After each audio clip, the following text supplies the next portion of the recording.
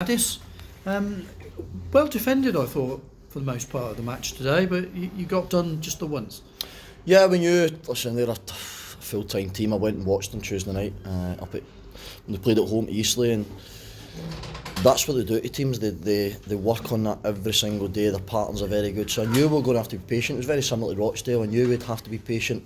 I knew that we'd get to, if we could get to 70, 80 minutes, then we'll have a go, which we did. I know we lost the goal beforehand, but the best chances overall probably fell to us in the last 15, 20 minutes when we had that little bit of urgency. That was always the plan, to try and soak it up for as long as we could, because you go chasing players like of that quality and the patterns that they work on a daily basis, it's difficult. You end up getting played through, and I don't mind doing that with 15 minutes to go and you're trying to get back in the game. But all things considered, I thought the boys were excellent to a man. How hamstrung were you without Cisse and Odibay down the flanks today? Well, very hamstrung. We worked on something completely different. The plan was never to play a back three, but my hands were tied. Eventually we lost Cisse and Topi as late as this morning. They trained Thursday. Cisse's been struggling a little bit, but the type of character he is, he wants to just keep playing. I don't know if you remember, he went down against Darlington and opened up his knee a little bit, so something we're going to have to look at. We'll try and get him hopefully scanned this week. Topi's got excuse the pun, but he's got a sore toe. His toe's been bothering him the last few days. Again, had offered to play, but I just felt the best thing was not risk it. We've got a lot of games coming up. The bigger picture would have probably been if Topi played today, he might have missed the next 2 or 3 games. So just made the decision that obviously we lost those two. So I think with those two in the team, and that's not taken away from the lads who played, we probably missed ball carriers. Cisse's a ball carrier, Topi was experience, and I think it's a different type when, with all due respect to Ollie and Skins and as wing backs, they're naturally defensive, but we had no other options, and that's as I said, we had two 16-year-olds on the bench with Rins and Lydon who could only manage 20-25 minutes. Yeah, it seemed to me you couldn't find an outlet.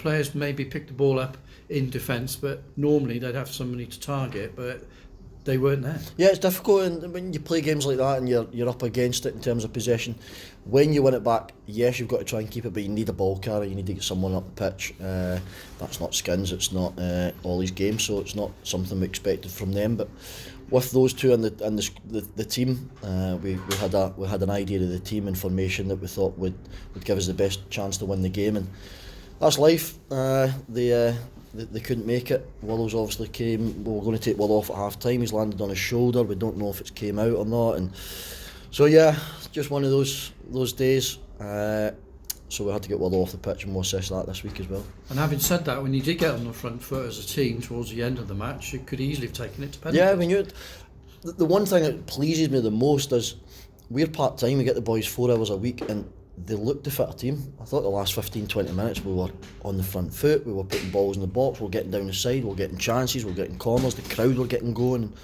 I thought we were unlucky not to probably get a goal and take it to penalties, but they're a good side. They win their game in hand, they go 4th in the National League, so they're a very good side. Again, they work on those patterns every day, they're difficult to play against. But I'm really proud, really pleased with the players, and we've had a good campaign, and now we've just got to focus on the league.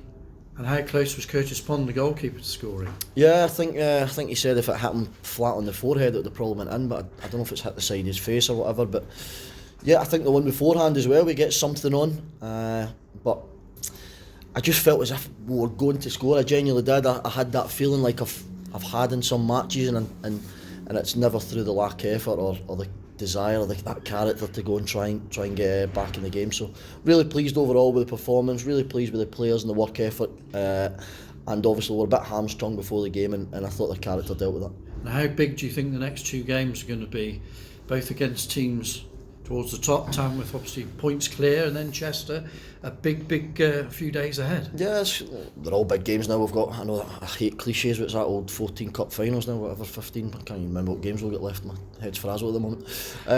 Yeah, it'll be very tough. Tamworth, everyone expected them, when obviously they beat us a good few months ago, everyone expected them to fall away, and they haven't, so credit to them. They're top of the league by a good distance, deservedly so.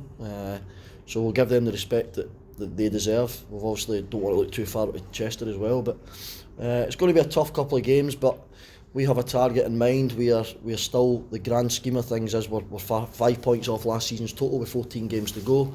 We've done really well in the cup competitions. Not many teams will come here and turn us over. So we're quietly confident in there that we can go and get the points that we need.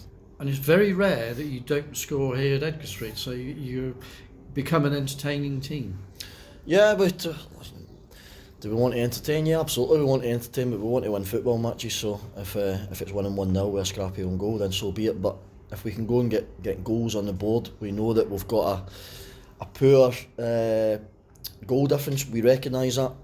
That's life. We've just got to get on with it. As long as we win the games of football, then that'll keep me happy. Thanks very much. Thank you.